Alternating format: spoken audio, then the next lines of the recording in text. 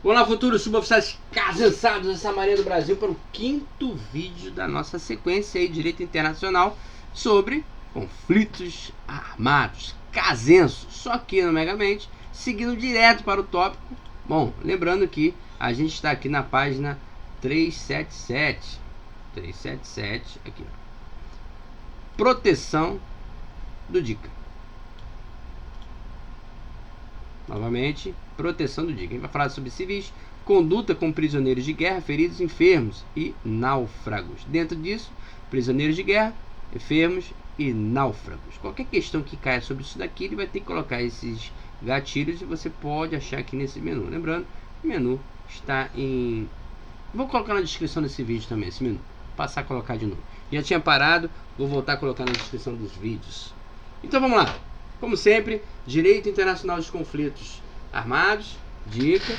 Não entro no mérito aqui desse bem-vindo e vamos direto ao objetivo de aprendizagem. O vídeo vai ser rápido, né? É grande o conteúdo, mas vai ser rápido. Identificar as categorias de pessoas e objetos que a gente viu lá, ó. Pessoas e objetos, ó. Prisioneiros de guerra, enfermos, náufragos, conduta deles, civis e feridos, enfim. Descrever a conduta com prisioneiros de guerra, feridos, enfermos e náuticos, a gente acabou de falar, e a conduta pessoal de saúde de capelões. Tudo isso aqui, dentro do nosso contexto, é o que a gente vai ver aqui como objetivo de aprendizagem. Introdução. Na íntegra, o Direito Internacional dos Conflitos Armados, DICA, protege uma ampla variedade de pessoas e objetos durante os conflitos armados. O DICA é um conjunto de normas que procura limitar os efeitos de conflitos armados.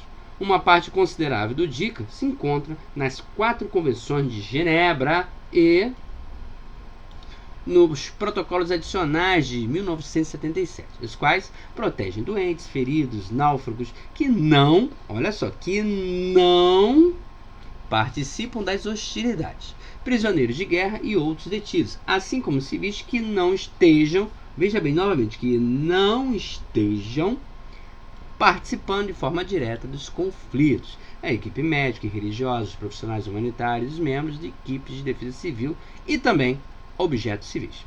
A proteção das pessoas e dos bens é a essência dos princípios básicos já estudados. A gente vai ver isso aqui neste vídeo. Proteção do DICA, primeiro tópico, civis. O primeiro protocolo das Convenções de Genebra de 1949, relativo à proteção das vítimas dos conflitos armados internacionais, refere-se como pessoa civil qualquer pessoa que não pertença a uma das categorias de pessoas a que se refere o artigo 4, letra alfa, a linha 1, 2, 3 e 6 da terceira convenção e o artigo 43 do presente protocolo. Em caso de dúvidas a respeito da condição de uma pessoa, ela será considerada como civil. Está na dúvida se é ou não, a vantagem é dele, vai ser considerado como civil. Se houver dúvidas quanto ao enquadramento em uma das categorias enumeradas no capítulo 4 da terceira Convenção de Genebra, de pessoas que tiverem cometido um ato beligerante e caírem em poder do inimigo, tais pessoas se beneficiarão da proteção deste convênio, aguardando que um tribunal competente determine seu estatuto. Artigo 4º. Alfa. As prisões de guerra, no sentido de da presente convenção, as pessoas que pertencendo a uma das categorias seguintes tenham caído em poder inimigo. Então, são prisioneiros de guerra. Quem são os prisioneiros de guerra? São, de acordo com essa convenção, as pessoas que, pertencendo a uma das seguintes categorias, a gente vai elencar aqui, caiu no poder do inimigo. Então, a pessoa, a gente vai falar as condições dessa pessoa. Se caiu no poder do inimigo, ela é considerada prisioneira. Como? Vamos lá. Quem são prisioneiros se cair em mão dos inimigos? Os membros das Forças Armadas da parte do conflito, assim como os membros das milícias e dos corpos de voluntários que façam parte dessas Forças Armadas. Ou seja, empunhou uma arma para combater, se for pego, é prisioneiro. 2. Os membros de outras milícias e de outros corpos voluntários, incluindo os de outros corpos de voluntários. Vou de novo, que travou a língua aqui.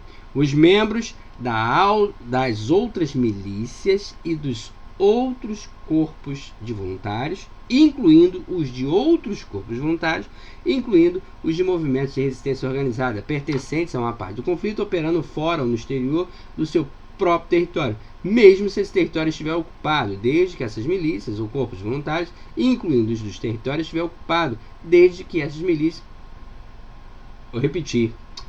desde que essas milícias ou corpos voluntários, incluindo os de movimentos de resistência organizada, satisfaçam as seguintes condições. Então, quando fala de milícias e corpos voluntários, eles têm que satisfazer uma das seguintes condições. Satisfazer uma não, qualquer das seguintes, né? Ter à frente uma pessoa responsável por seus subordinados, ter um sinal distinto fixo que o reconheça à distância, usarem as armas à vista e respeitarem nas suas operações as leis e usos de guerra. Então, isso tudo aqui. Então, para finalizar, seriam caracterizados prisioneiros todo aquele que empunhou uma arma para combater. Não interessa, né? Para combater. Empunhou uma arma para combate em guerra, pode, se for pego, é prisioneiro. Resumão, né? Simples. Os membros das Forças Armadas regulares que obedecem a um governo ou uma autoridade não reconhecida pela potência detentora. As pessoas que acompanham as Forças Armadas sem fazerem parte dela, tais como os membros civis e tripulações de aviões militares, correspondentes de guerra, fornecedores, membros de unidade de trabalho ou serviços encarregados do bem-estar das Forças Armadas, desde que tenham recebido autorização das Forças Armadas que acompanham, as quais eles deverão fornecer o bilhete de identidade semelhante ao modelo anexo. Então, esse aqui é o primeiro caso aí que não está empunhando a arma, né? Aqui, daqui para cima, quem empunhou a arma para combate, se for pego, é prisioneiro de guerra. Aí, nesse caso aqui, não. Condição para ele poder ser prisioneiro de guerra. As pessoas que acompanham as Forças Armadas, está lá junto, sem fazer parte. Não, é um civil, está lá fazendo a comunicação social. Não, comunicação social não, mas se ele for tripulação de avião militar, correspondente de guerra, fornecedores e membros de unidade de trabalho ou de serviços encarregados do bem-estar das Forças Armadas. Se for pego, também é prisioneiro. Quinto, membros das tripulações, incluindo os comandantes, pilotos e praticantes de marinha mercante. Ou seja, no caso de guerra, a marinha mercante poderá ser convocada para fazer algumas atividades no mar. Se esse pessoal for capturado, serão prisioneiros. Também a mesma coisa acontece com a tripulação da aviação civil das partes do conflito que não beneficiam um tratamento mais favorável. E se ele tiver alguma outra condição que dê algum outro requisito que dê uma condição mais favorável, ele, claro, vai optar por essa condição mais favorável. 6. A população de um território não ocupado em que a aproximação do inimigo pega espontaneamente arma. Novamente, pegou em arma para combater, se for capturado, é prisioneiro. Para combater tropas de invasão sem ter tido tempo de se organizar em força armada regular, desde que transporte as armas à vista e respeite as leis e costumes da guerra. Aí você fala assim, poxa, mas qual a vantagem de ser prisioneiro? Tem muita vantagem de ser prisioneiro. Por exemplo, quando você é caracterizado como prisioneiro, significa que você tem os direitos de prisioneiro. Agora, se você não é caracterizado como prisioneiro e é pego ali, não sei quais são os seus benefícios, os seus direitos, né? Mas enquanto prisioneiro, você tem direito sim, tá? Bravo! Beneficiarão também do tratamento reservado pelo presente convenção aos prisioneiros de guerra. Aí quais são que são beneficiados? Tratamento reservado aos prisioneiros de guerra. O cara não é prisioneiro, mas recebe o mesmo tratamento.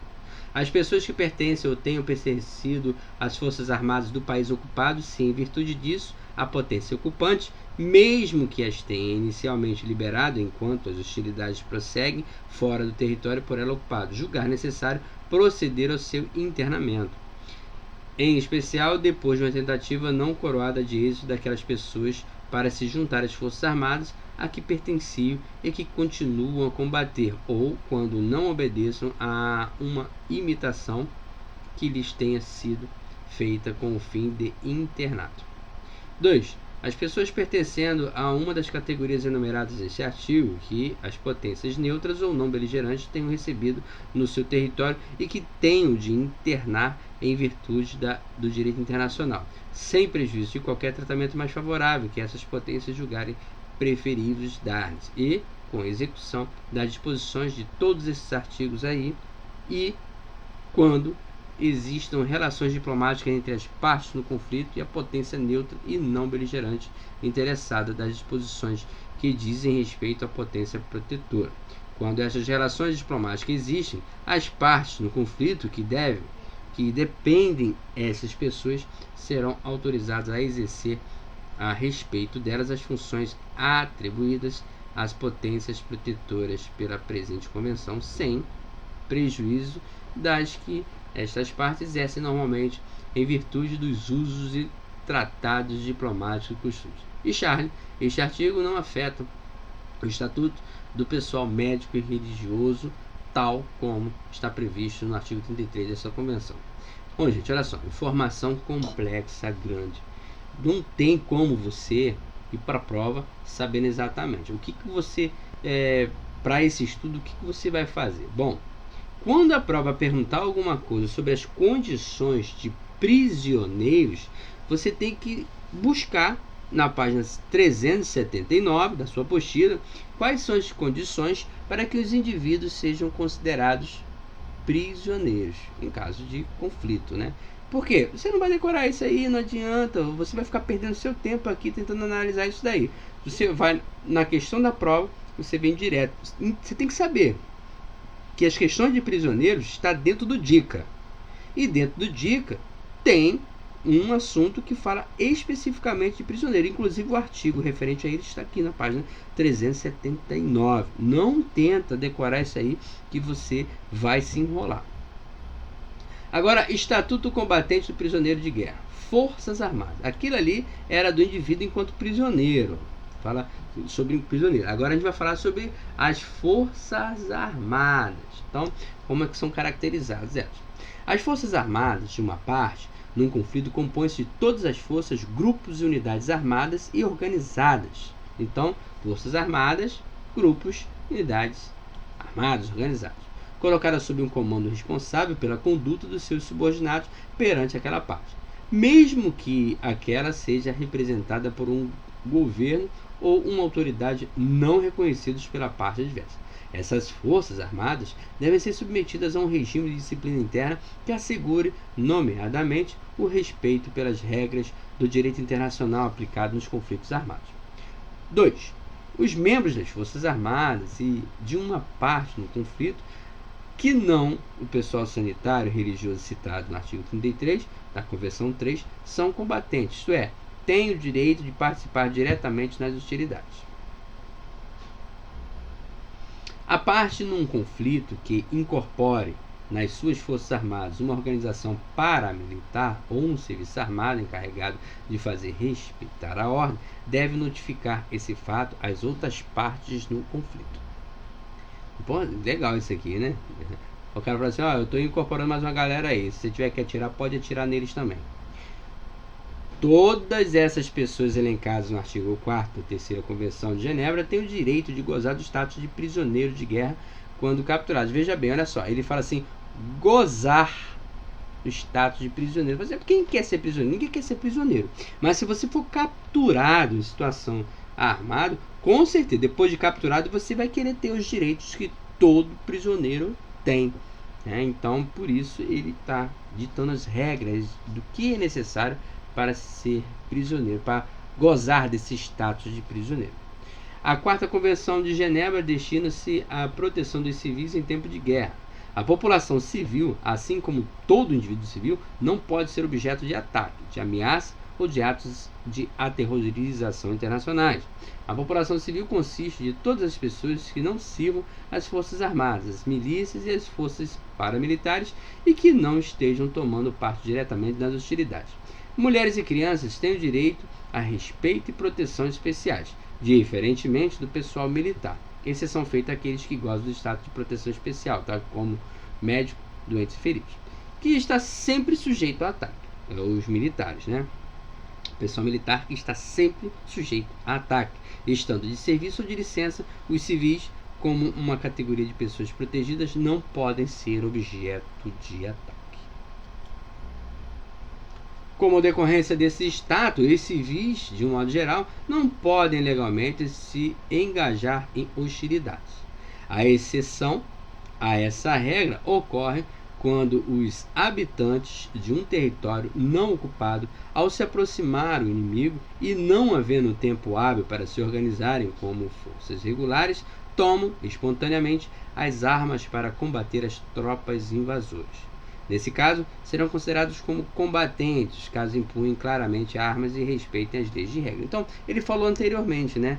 Empunhar claramente armas e respeitar as leis de guerra. Se ele fizer isso, ele é um combatente. E, da mesma maneira, não vai ser mais considerado um civil. O civil, na base, o civil não empunha arma para a guerra. Então, se empunhar arma para a guerra, é um combatente. Os civis que tenham participação direta nas hostilidades, portando armas, ou tentando matar, ferir ou capturar pessoa inimiga, ou mesmo destruir propriedade inimiga, perdem suas imunidades e podem ser atacados. Por quê? Deixou de ser civil, passou a ser um combatente. A participação direta de civis também pode incluir aqueles que estejam servindo de guarda, agentes de inteligência ou vigias a serviço das forças militares, devendo ser avaliada caso a caso. O pessoal combatente presente na cena de ação deve fazer uma avaliação criteriosa se um civil, em particular, está ou não sujeito a ataque deliberado, baseado no seu comportamento, localização, vestimentas e outras informações disponíveis no momento. O artigo 50 do Protocolo 1 da Convenção de Genebra estabelece que, em caso de dúvida, a pessoa será considerada civil e, portanto, olha só, pertencente à categoria de pessoas protegidas. Você entende isso aí perfeitamente se você visualizar as ações humanitárias do Brasil lá no Humanache, né? No Haiti e outras operações. O que acontece? O Brasil não ficou isento das baixas, né? Teve baixas aí durante as operações humanitárias. Mas como é que funciona isso? Ele está atuando para ajudar uma determinada população, só que às vezes a população ela se confunde com os paramilitares dele, os guerrilheiros. Então, eles se vestem, às vezes não tem um uniforme específico, se veste de homem-bomba ou se escondem e atiram. Então, não tem como definir. Quando ele fala assim, será considerado civil? Na dúvida é civil, né? E é por isso que é muito preocupante quando o Brasil está envolvido nessas ações humanitárias. Por quê? Esse civil que é considerado civil, ele pode não ser um civil, ele pode ser alguém disfarçado e ali alvejar um militar ou uma tropa em específico. Agora, aqui. Convido você a assistir a reportagem abaixo do Jornal Nacional, apresentada em 30 de setembro de 2014, que aborda o tema acima mencionado. Clique no link abaixo e aproveite para refletir um pouco mais sobre o conteúdo estudado. Aí tem um link para você buscar, né, falando da faixa de Gaza, e assistir o vídeo, e a gente comenta isso aí depois. Bom, infelizmente tentei acessar esse link, parece que está fora do ar, não tem mais como a gente assistir, mas provavelmente ele deve falar a respeito sobre os pacientes de Gaza, né? Tá aqui, Jornal Nacional visita hospital em Israel, pacientes de Gaza. Então deve falar sobre o apoio que ele está oferecendo àqueles que não estão em situação de combatentes, né? Continuando aqui. Conduta com prisioneiros de guerra, feridos, enfermos e náufragos. Conforme o artigo 13 da 2ª Convenção de Genebra de 49, os integrantes das Forças Armadas e demais pessoas mencionadas a seguir que forem feridos ou ficarem enfermos deverão ser respeitados e protegidos em todas as circunstâncias. Aí, o artigo 13 fala do presente convenção aplicar-se aos náufragos, feridos e doentes no mar, pertencentes às seguintes categorias. Então, quando cair na prova sobre o que o artigo 13 da convenção aplica, além de náufragos, feridos, doentes no mar, também entrariam todos esses aqui elencados. Tem como você decorar? Não. Mas se ele falar, assemelham-se à situação de náufrago, feridos e doentes, as seguintes situações. Aí são todas essas situações aqui que são enumeradas. Não tem como você decorar, então não adianta. Você vai ter que vir aqui, na mesma situação de náufrago, ferido, doente, tem essa galera toda aqui. Eu vou ler, mas não adianta querer decorar. Aproveite que a prova de consulta, saiba que isso está na página dos 381. Então vamos lá. Então, aplica-se ao náufrago, feridos e doentes do mar, pertencentes às seguintes categorias. Então, assemelham-se não, né? O que se aplica junto com náufrago, feridos e doentes do mar? Então, os membros das Forças Armadas de uma parte do conflito, bem como os membros de milícias e corpos voluntários que façam parte dessas Forças Armadas. Então, eles são amparados pela mesma convenção, pela convenção que ampara essa galerinha aqui. Ele será classificado como isso. 2. Os membros de outras milícias e de outros corpos voluntários, incluindo os de movimentos de resistência organizados que pertençam a uma parte do conflito e atuem fora do seu território, mesmo que este território esteja ocupado, contanto que essas milícias ou corpos voluntários, incluindo esses movimentos de resistência organizados, satisfaçam as seguintes condições. Quais condições? Serem comandados por uma pessoa responsável pelos seus subordinados, possuir um sinal distintivo fixo, mesmo daquela situação anterior. A gente já leu esse mesmo texto aqui, tá? Possuir sinal distintivo fixo e suscetível de ser reconhecido à distância, transportarem armas à vista, observarem nas suas operações as leis e usos de guerra, e os membros das Forças Armadas regulares que se mantenham fiéis a um governo, a uma autoridade não reconhecida pela potência detentora. 4. As pessoas que acompanham as Forças Armadas, sem delas fazer parte diretamente, para tais como os membros civis de tripulações de aviões militares, correspondentes de guerra, fornecedores, membros de unidade de trabalho ou serviço encarregado de bem-estar dos militares, com a condição de, para tal, estarem autorizados pelas Forças Armadas que acompanham. 5. Os membros das tripulações, incluindo os comandantes, pilotos, praticantes de marinha mercante e as tripulações de aviões civis das partes do conflito, que não beneficiem de um tratamento mais favorável em virtude de outras disposições do direito internacional. 6. A população de um território não ocupado que, quando da aproximação do inimigo, pegue espontaneamente as armas para combater as tropas invasoras sem ter tido tempo de se organizar em forças armadas regulares, desde que traga as armas à vista e respeite as leis e costumes da guerra. Eles serão tratados e cuidados com humanidade pelo adversário, quando os detiver, sem qualquer distinção. Em outras palavras, em se tratando de guerra, eles não deverão ser assassinados, exterminados, nem submetidos a torturas ou a qualquer tipo de experiência ou risco biológico. Ainda, de acordo com o artigo 15 da Primeira Convenção de Genebra de 49, em qualquer momento, as partes em lutas adotarão as medidas necessárias para recolher os feridos e os doentes, protegê-los contra o saque e os maus tratos e proporcionar-lhes os cuidados necessários, assim como procurar os mortos e impedir que sejam despojados. Artigo 15º. Em qualquer ocasião, e principalmente depois de um empenhamento, as partes no conflito adotarão sem demora todas as medidas possíveis para procurar e recolher os feridos e os doentes, protegê-los contra a pilhagem, maus tratos e assegurar-lhes o socorro necessário, assim como para procurar os mortos e impedir que lhes sejam despojados.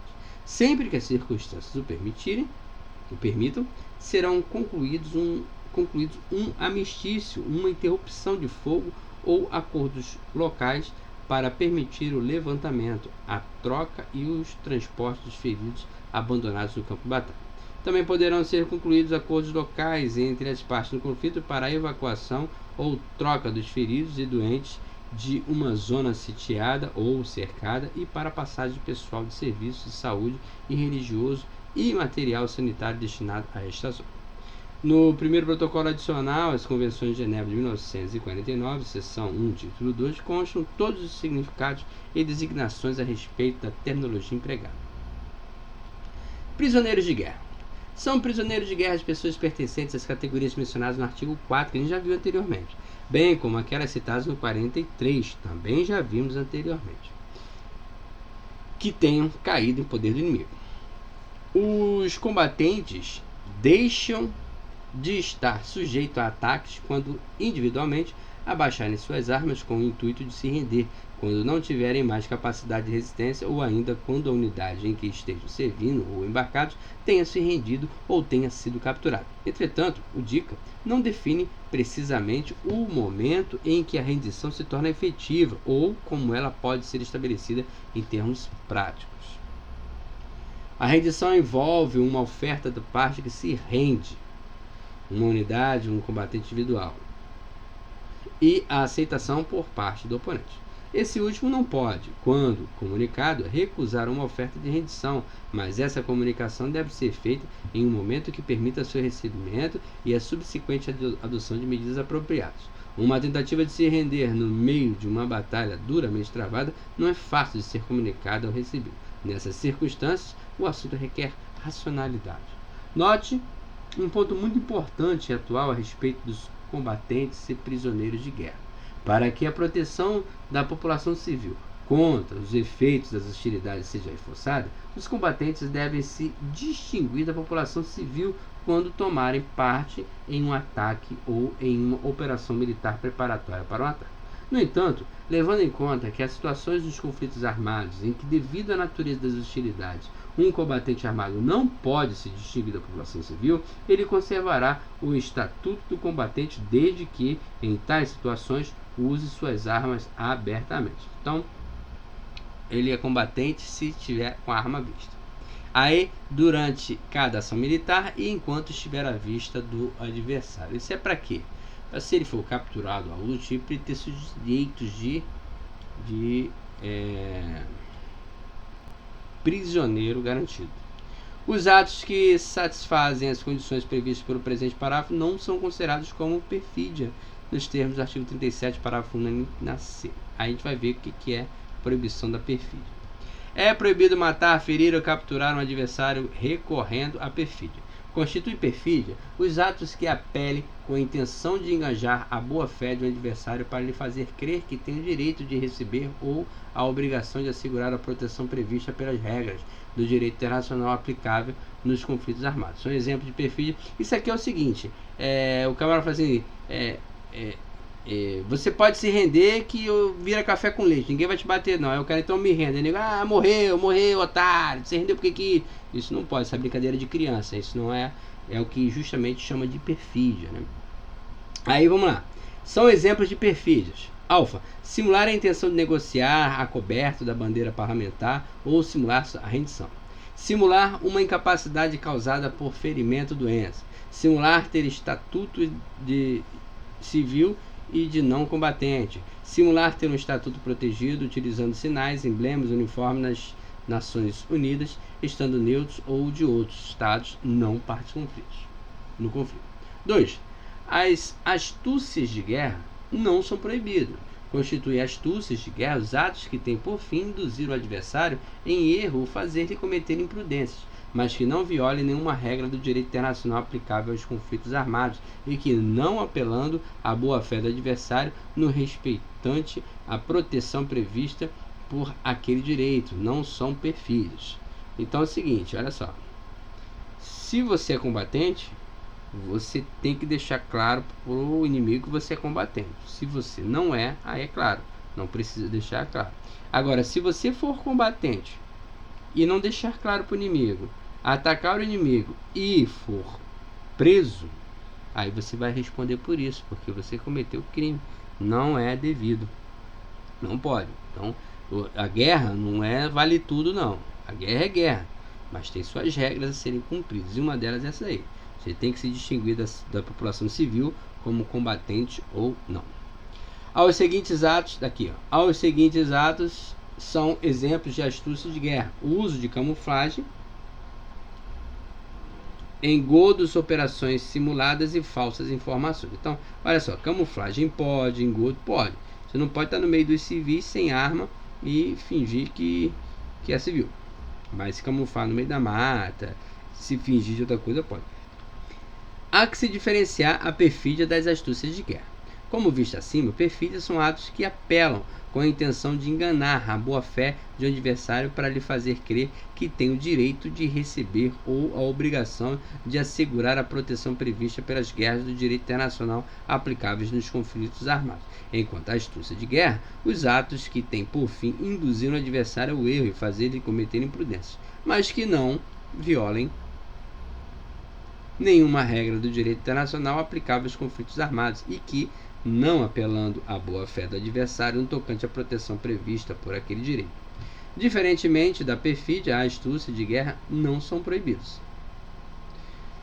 O inimigo que detém os prisioneiros de guerra deve tratá-los com humanidade e todo ato ou omissão que tenha como consequência a morte ou que põe em perigo a saúde de um prisioneiro em seu poder vai de encontro às convenções firmadas em Genebra de 42 e é proibido. O artigo 12º da Terceira Convenção de Genebra trata sobre a proteção geral dos prisioneiros de guerra. Proteção geral dos prisioneiros de guerra. Artigo 12º. Os prisioneiros de guerra ficam em poder da potência inimiga e não dos indivíduos ou corpos de tropas que os capturaram. Independentemente das responsabilidades individuais que possam existir, a potência detentora é responsável pelo tratamento que lhes é aplicado. Os prisioneiros de guerra não podem ser transferidos pela potência detentora senão para uma potência que seja parte na presente convenção e depois de a potência estar disposta em condições de aplicar a convenção. Quando os prisioneiros são transferidos nessa condição, a responsabilidade pela aplicação da convenção é da potência que aceitou recebê-los, durante o tempo em que eles lhes estiverem confiados. No entanto, se esta potência faltar às suas obrigações do cumprimento das disposições da Convenção sobre qualquer ponto importante da Convenção que transferiu os prisioneiros de guerra, deve tomar medidas eficazes para remediar a situação ou pedir que lhes sejam restituídos os prisioneiros de guerra. Tais pedidos deverão ser satisfeitos. Os combatentes que tenham se rendido ou caído em mãos inimigas têm direito ao status de prisioneiro de guerra e, como tal, devem ser tratados com humanidade e protegidos contra violência, intimação, insultos e curiosidade pública. Os enfermos detidos. Entende-se por enfermos e enfermos as pessoas, feridos, entende-se por feridos e enfermas pessoas, sejam militares e civis, que devido a um traumatismo ou uma enfermidade e outros distúrbios ou incapacidades de ordem física ou mental tenham necessidade de assistência ou cuidados médicos e que se abstêm de todo ato de hostilidade. Esses termos são também, olha só, abstêm de todo ato de hostilidade, ou seja, que prometem que não vão mais atacar ninguém, né? Esses termos são também aplicados a parturientes ou a recém-nascidos e a outras pessoas que possam estar necessitadas de assistência ou cuidados médicos imediatos, como os inválidos, as mulheres grávidas e que se abstenham de todo ato de hostilidade. Não, pode vir me ajudar porque eu não vou brigar com vocês, eu não vou lutar não, eu estou indefeso. Então pronto. As pessoas protegidas acusadas de delito serão detidas no país ocupado e, se forem condenadas, deverão cumprir aí a sua pena. Serão separadas, se possível, dos outros presos, submetidos a um regime alimentar e higiênico adequado para as manter em bom estado de saúde, que corresponda pelo menos ao regime de estabelecimentos penitenciários do país ocupado. Receberão os cuidados médicos exigidos pelo seu estado de saúde, serão igualmente autorizadas a receber assistência espiritual que possam solicitar. As mulheres serão alojadas em locais separados e colocadas sob a vigilância imediata de um letre. Ter-se-á em consideração o tratamento especial previsto para os menores. As pessoas protegidas detidas terão o direito de receber a visita dos delegados da potência protetora e da Comissão Internacional da Cruz Vermelha, em conformidade com as disposições do artigo 143. Por outro lado, as pessoas protegidas terão o direito de receber pelo menos uma encomenda de socorro por mês. Perceba que o artigo 76 da 4ª Convenção de Genebra traz que os detidos deverão receber cuidados médicos e assistência espiritual e ainda que as mulheres serão alojadas em locais separados e colocadas sob vigilância imediata das mulheres, além de tratamento especial aos menores de idade. Agora, os náufragos. Entende-se por náufrago a pessoa, seja militar ou civil, que se encontra em situação de perigo no mar ou em outras águas em consequência de um infortúnio que afete ou que as afete ou que afete a nave ou aeronave que as transportava, e que se abstém de todo ato de hostilidade. Essas pessoas, sempre que prossigam abster-se de todo ato de hostilidade, continuarão consideradas como náufragos durante seu salvamento, até que adquiram outra condição em conformidade com as convenções. Então, veja bem, ele está sempre dizendo aqui que ele tem que se abster de todo ato de hostilidade. Então ele tem que dizer, eu tô de licença, eu não vou brigar mais não, eu tô neutro, tá? Da mesma forma que os feridos e enfermos em campanha, os náufragos serão recolhidos e tratados, e caso caia em poder inimigo, serão tratados como prisioneiros de guerra. Vejamos o que fala o artigo 18 da Segunda Convenção. Após cada combate, as partes do conflito tomarão, sem demora, todas as medidas possíveis para procurar e recolher os náufragos, os feridos e os doentes, protegendo-lhes contra a pilhagem, os maus tratos e assegurando-lhes os cuidados necessários, assim como para procurar os mortos e impedir que eles sejam despojados. Sempre que as circunstâncias o permitam, as partes do conflito concluirão acordos locais para a evacuação por mar dos direitos e doentes de uma zona sitiada ou cercada e para a passagem de pessoal do serviço de saúde religioso e de material sanitário destinado a esta zona. A potência que detiver os prisioneiros de guerra deverá tomar todas as medidas de higiene necessárias para assegurar a limpeza e a salubridade dos campos, providenciar a separação deles em relação aos demais presos ou em outras instalações e encorajar as atividades educativas, recreativas e esportivas. Cabe ressaltar que náufragos não incluem pessoal combatente engajado em ataques anfíbios. Opa, isso aqui é importante. Não é náufrago o pessoal de ataque anfíbio, submarino ou aerotransportado que estiverem dirigindo para a terra, a menos que estejam claramente em perigo e necessitem assistência. Então, aqui entra mais como prisioneiro, né? Nesse último caso, eles podem ser qualificados como náufragos somente se cessarem todas as atividades e se o inimigo tiver a oportunidade de reconhecer suas condições de perigo. Então, se o camarada está em perigo, ele ainda assim vai dizer que, eu estou de fora, sou neutro agora, licença, pediu licença da guerra, estou de licença. E ainda assim, o inimigo tem que reconhecer que ele não oferece perigo, não, que ele está realmente em condição de perigo, tá? Está sofrendo perigo. Combatentes náufragos caindo em mãos inimigas tornam-se prisioneiros de guerra.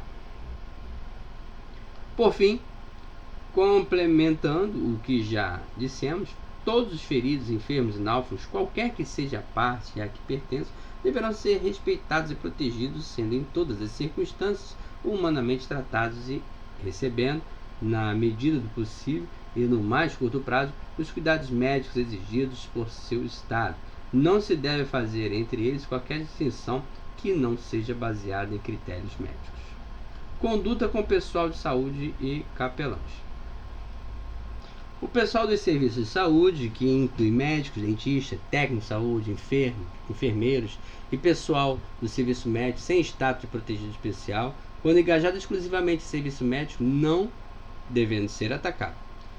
A posse de pequenas armas para a proteção própria dos doentes e feridos e contra saqueadores e outros indivíduos que violem dica não desqualifica o pessoal médico do status de protegido.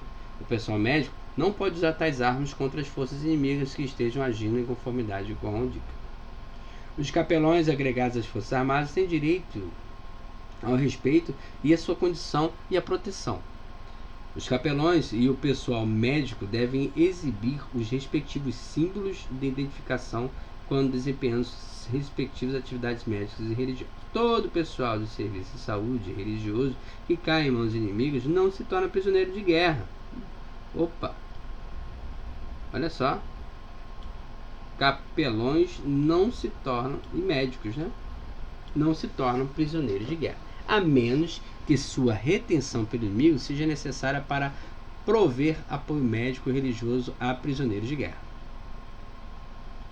Todo pessoal de serviço de saúde e religioso que cai em mãos inimigas não se torna prisioneiro de guerra, a menos que sua retenção pelo inimigo seja necessária para prover apoio médico ou religioso a prisioneiro de guerra. Nesse caso, apesar de continuar não sendo considerado prisioneiro de guerra, o pessoal de serviço de saúde religioso se beneficiará de todas as vantagens da proteção da Terceira Convenção de Genebra, assim como de todas as facilidades necessárias para proporcionar assistência médica e religiosa aos prisioneiros de guerra. Ressalta-se que, durante as hostilidades, as partes em conflito deverão entender-se sobre a eventual substituição de pessoal retido e fixarão suas modalidades nos termos do artigo 33 da Terceira Convenção de Genebra, que diz o seguinte: o pessoal de serviço de saúde e capelães, enquanto em poder de potência detentora, com o fim de darem assistência aos prisioneiros de guerra, não serão considerados como prisioneiros de guerra. No entanto, beneficiarão, pelo menos, de todas as vantagens da proteção da presente convenção, assim como de todas as facilidades necessárias que lhes permitam levar os seus cuidados médicos e seu auxílio religioso aos prisioneiros de guerra. Continuarão a exercer, dentro da lei e regulamentos militares da potência detentora, sob a autoridade dos seus serviços competentes e de acordo com as suas consciências profissionais, as suas funções médicas ou espirituais em benefício dos prisioneiros de guerra pertencentes, de preferência, às forças armadas a que pertenciam. Beneficiarão também para o exercício para o exército da sua missão médica ou espiritual das facilidades seguintes. Quais facilidades que eles vão ter? Serão autorizados a visitar periodicamente os prisioneiros de guerra que estejam em destacamento de trabalho ou em hospitais situados fora do campo. A autoridade detentora porá à sua disposição para este efeito os meios de transporte necessários. Bravo! Em cada campo, um médico militar do posto mais elevado ou mais antigo no mesmo posto será responsável junto às autoridades militares do campo por tudo o que diz respeito à atividade do pessoal de serviço de saúde retido.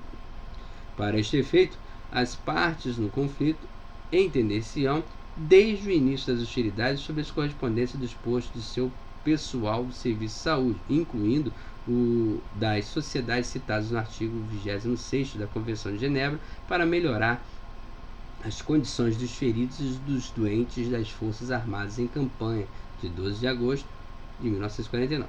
O oficial médico mais graduado, assim como os capelães, terão o direito de tratar com as autoridades competentes do campo todos os assuntos relativos ao seu serviço. Dar-lhe-ão todas as facilidades necessárias para a correspondência relativa a esses assuntos. Ainda que submetido à disciplina interna no campo no qual se encontre, o pessoal retido não poderá ser adstrito a nenhum trabalho estranho à sua missão médica ou religiosa. No decurso das hostilidades, as partes do conflito entender-se-ão relativamente à substituição eventual do pessoal retido na fixarão as modalidades. Nenhuma das disposições precedentes dispensa a potência detentora das obrigações que lhe competem para com os prisioneiros de guerra nos domínios sanitários e espiritual. Espiões mercenários e mercenários, né? Os membros das Forças Armadas que caírem em poder do inimigo em atividade de espionagem não terá direito ao estatuto do prisioneiro. Muito importante, destaca. Espião não tem direito a ser prisioneiro de guerra, né? E poderá ser tratado como espião, estando sujeito à pena prevista no ordenamento jurídico do Estado captor. O membro das Forças Armadas que recolha ou procure recolher informações em território controlado por uma parte adversa não será considerado como espião se, ao fazê-lo, envergar o uniforme das Forças Armadas ao qual pertence. Pô, mas o cara em conflito, ele não vai chegar lá com a bandeira do Brasil que está em conflito, né? Mas enfim.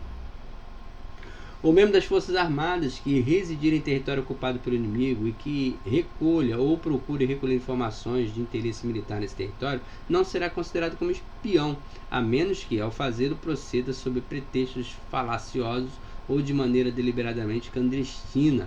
Além disso, esse residente não perderá o seu direito ao estatuto de prisioneiro de guerra e não poderá ser tratado como espião, salvo se for capturado executando atividade de espionagem. O membro das Forças Armadas que não for residente em território ocupado pelo inimigo e que se dedicou às atividades de espionagem nesse território não perderá o seu direito ao estatuto de prisioneiro de guerra e não poderá ser tratado como espião, salvo no caso de ser capturado antes de se juntar às Forças Armadas a que pertence. O termo mercenário designa todo aquele que toma parte das hostilidades essencialmente com o objetivo de obter uma vantagem pessoal a quem foi efetivamente prometido por uma parte no conflito ou, em seu nome, uma remuneração material claramente superior à que foi prometida ou paga aos combatentes com posto e função análogos das Forças Armadas dessa parte. Um mercenário não terá direito ao estatuto de combatente ou prisioneiro de guerra. Mercenário é fora das regras. E aí a gente termina esse vídeo, o quinto vídeo, direito internacional. Lembrando aqui, olha só, toda vez que você estiver fazendo atividade de espionagem, se tiver com a bandeirinha do Brasil, tá safo, você vai ser prisioneiro. Agora, se não tiver com a bandeirinha do Brasil, vai ser tratado igual o mercenário. Então é isso aí, gente. Termina o quinto vídeo da sequência. Bacana esse vídeo aqui, muita informação legal de se ler. E a gente vai fazer exercício sobre isso aí numa próxima oportunidade. E a gente fica por aqui hoje. Casenso, só aqui no Megamente. Até o próximo vídeo.